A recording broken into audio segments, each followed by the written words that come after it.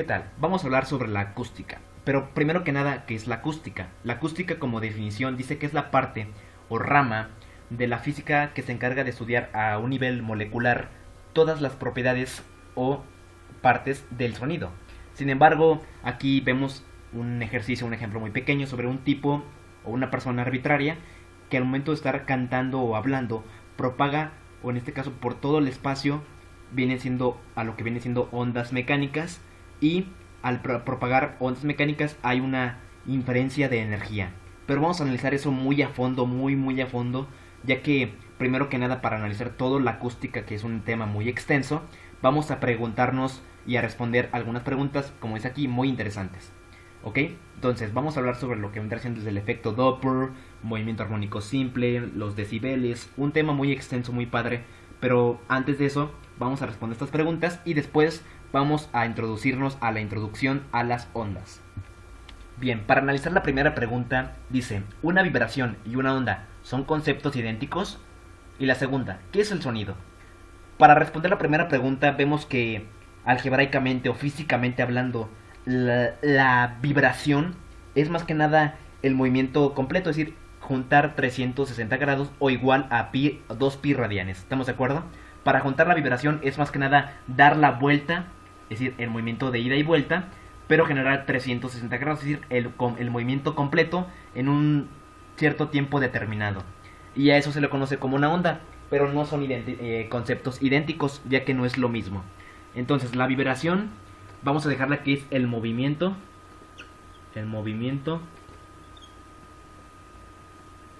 completo. Muy bien. Esta es la vibración. Y la onda es más que nada una vibración o pertuación de la misma que se propaga en toda la materia, como lo que es el sólido, el líquido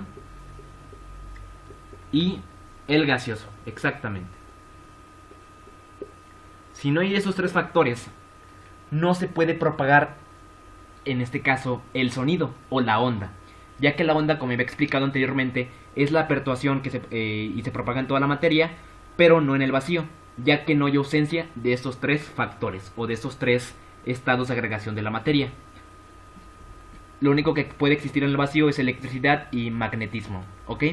Sin embargo, son conceptos distintos. En conclusión, la vibración es el movimiento completo y la onda es la pertuación de una, recordemos que es la pertuación, ¿sale? Que se puede propagar en toda la materia, sólido, líquido o gaseoso. En conclusión, se puede también aplicar o determinar que un conjunto de ondas conforma una vibración, ya que una onda puede ser un cuarto o un medio de una gran vibración, es decir, el movimiento de ida y vuelta. Para lo que es el sonido vamos a definirlo como es aquel que generalmente igualmente propaga esos tres factores, como lo habíamos mencionado anteriormente, que es el sólido. Entonces voy a escribir aquí abajo: el sólido, el líquido, por supuesto el gas o el gaseoso, pero a la vez propaga ondas mecánicas, que en las ondas mecánicas en sí son aquellas que pueden transferir energía al momento de propagarse en todo el espacio. Entonces el sonido más que nada es la pertuación, ¿sale? Es la pertuación en todo caso, y a su vez el sonido lanza lo que vendrá siendo ondas o muchas vibraciones por todo el espacio a lo largo de un cierta área determinada, pero a lo mejor vamos a suponer que aquí hay una pared y dirás, ¿cómo no se propaga el sonido? ¿Por qué? Porque hay un área. ¿Y qué infiere al propagarse el sonido? El área, ¿ok? De eso vamos a hablar ya después en los decibeles, qué tan fuerte o qué tan ruidoso es el sonido, pero más allá vamos a hablar sobre los decibeles. Entonces el sonido en sí es la pertuación, ¿sale? Que se propaga en toda la materia, igualmente que la onda, pero está conformado por muchas ondas el sonido y a la vez transfiere energía. Bien, la otra pregunta es, ¿el sonido se puede transmitir en el vacío? Claramente no, ya que, reitero o insisto, el sonido se puede propagar únicamente en lo que vendrá siendo el espacio, en este caso lo que es el sólido, a todo lo que es el sólido, el líquido y por supuesto en los gases. pero en sí no se puede propagar o transmitir en el vacío, ya que no hay ausencia de estos tres factores que acabo de mencionar o estados de agregación de la materia. Entonces la respuesta es no.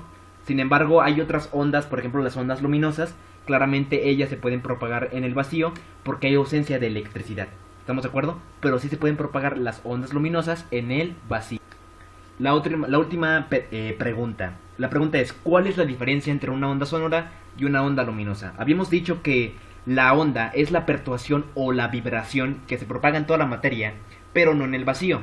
A diferencia de las ondas luminosas, como había dicho, son aquellas que únicamente se pueden propagar en lo que es el vacío, ya que hay ausencia de electricidad y magnetismo. Sin embargo, las ondas sonoras, al igual que las ondas mecánicas, se pueden propagar en lo que es el sólido, el líquido y el gaseoso. Por ejemplo, si tú pones un vaso, o han visto este ejercicio donde te comunicas por medio de vasitos y ponen un hilo de una distancia a una cierta distancia. Por ejemplo, aquí estás tú, pones tu vasito y el cable, y acá está tu otro compañero y tiene el vasito y el cable. Pero ¿por qué se propaga ese sonido? ¿Por qué? Porque hay ausencia de materia. Y a la materia me refiero a lo que es el sólido, al líquido y al gaseoso. Y lo voy a mencionar muchas veces porque es importante que sepan este dato, ya que muchos dicen, la física créanme, la física influye mucho en la vida cotidiana. Por ejemplo, cuando gritas a una persona, se propagan ondas mecánicas a lo largo del espacio. Cuando estás en un lugar muy opaco, por ejemplo, como no hay nadie y el espacio es muy grande, y como las ondas se expanden y siguen esa misma transferencia o esa misma frecuencia. Vamos a analizar frecuencia, periodo, frecuencia cíclica, fase inicial, la amplitud. Vamos a calcular el tiempo que tarda en completarse una oscilación, que es más que nada al igual que lo que viene siendo una vibración, que habíamos dicho que es el movimiento de ida y vuelta. ¿Y cuánto es el movimiento de ida y vuelta? ¿Alguien sabe? Exactamente, 2pi radianes. ¿Y cuánto es equivalente a 2pi radianes? A 360 grados. Para saber la mitad, 360 grados entre 2 es igual a 180. Exactamente. Pero quiero que analicen esta pregunta. Ahora sí vamos a ver a continuación la introducción a las ondas, pero vamos a analizar las ondas mecánicas, ondas transversales y las ondas longitudinales. Ok, a continuación vamos a hablar a la introducción a las ondas. Para empezar, una onda ya habíamos dicho que es la pertuación a lo largo del espacio que generalmente transfiere energía. Sin embargo, las ondas, hay tres tipos de ondas o muchos tipos de ondas. La primera que quiero que conozcan es la onda mecánica, que es aquella que se propaga en todo lo que viene siendo productos como lo que es el sólido, líquido o gaseoso. La tercera tipo de onda son ondas transversales. A su nombre los dicen, traspasan objetos, es decir, hacen la transpasión, por ejemplo, cuando estás en tu cuarto, le subes al volumen y traspasa lo que es el sólido para llegar a otro espacio determinado. Transversales. Otra es las ondas longitudinales, que son las que vamos a analizar nosotros a continuación. Longitudinales. Ok, más dejen borro aquí, un poquito aquí. Bien, esa es la idea. Entonces, son tres tipos de ondas que se propagan, que vamos a conocer a continuación: ondas mecánicas, ondas transversales y ondas longitudinales. Para darnos una idea de cómo se propaga una onda, en lugar de estar dibujándonos muchos puntitos que la onda hace esto y no haciéndolo de esa manera, yo lo puedo representar mediante una función y me parece o me llega a oler a una función trigonométrica llamada seno o coseno. Recordemos que la función de seno o de coseno se representa de la siguiente manera: el coseno de un número, en este caso de 0, es igual a 1. Entonces vamos a poner aquí una frecuencia o una gráfica y se representa a partir de 1, es decir, a partir de acá arriba empieza la función de coseno y va a seguir de forma ascendente, estamos de acuerdo, va a seguir de forma progresiva, nunca va a acabar. Y una onda de seno empieza a partir del punto de origen, es decir, a partir de esta línea horizontal o perpendicular al eje Y. Vemos cómo la diferencia entre dos tipos de ondas, pero esto es una gráfica, cómo podemos nosotros apreciar una onda por medio de un traspase físico. Sin embargo, otro ejercicio sobre cómo se pueden propagar las ondas es mediante el péndulo de Newton. Recordemos que el péndulo de Newton péndulo de Newton es un representación física que muchos a ustedes les han dejado en la materia de física 2 o temas de física. Pero en sí el péndulo de Newton es aquel que nos da un ejercicio muy inclinado, lo que vendría siendo nosotros llamados la oscilación. Es decir, nos representa algebraicamente todas las funciones de cómo representan las ondas mediante esta representación física, en lugar de verlas de forma digital. Otro ejemplo que pueden apreciar las ondas mediante en un hospital, cuando un paciente está en cama y ven las frecuencias, cómo van aplicando el ti ti ti ti ti ti ti ti ti ti ti hasta que fallece, con todo respeto a la persona, pero esa es la idea. Se propagan ondas, o en este caso ondas mediante o pulsos del corazón, y lo grafican mediante una computadora, ¿ok? O lo se puede representar mediante un equipo o un ordenador. Sin embargo, otro ejercicio más simple es mediante el péndulo de Newton, y vamos a explicar sus características, ¿ok? Entonces ya vimos que una onda se propaga mediante una función de seno o coseno, ¿estamos de acuerdo? Mediante seno o coseno. Y otro ejercicio es mediante el péndulo de Newton, que por ejemplo aquí en esta parte o en esta posición se genera una energía potencial. Es decir, la energía potencial es la cantidad o la capacidad de un cuerpo que requiere para realizar el trabajo, pero en virtud de la posición. En este caso, la posición es igual a cero. Y tiene mucha relación con lo que es la ley de Hooke y con la fuerza, que es igual a la masa por la aceleración, segunda ley de Newton. Entonces la posición es igual a cero. Y si mi posición es igual a cero, ¿cuánto va a valer mi aceleración? Pues cero. ¿Por qué? Porque no hay una aceleración, no hay un empuje ascendente o descendente. Y la energía potencial es igual al producto de la masa por la gravedad multiplicada por la altura. Y lo que mucho infiere en este péndulo de Newton es la longitud. La longitud, es decir, qué tan largo, qué tan corto es el cable hacia la altura de estos péndulos Newton, ya que recordemos que para hacer el péndulo de Newton, si la posición o el centro de gravedad no está equilibrado, vemos que no va a aplicar esa ley de Newton. Aquí están, bueno, es un dibujo más o menos, a ustedes puede quedar mejor, pero la idea es que estén en el mismo centro de gravedad. ¿Para qué? Para que al momento de yo aplicar un cuarto de oscilación, rebote y por pulsos llegue al otro lado, pero esté oscilando, ¿ok? Es lo que voy a explicar a continuación.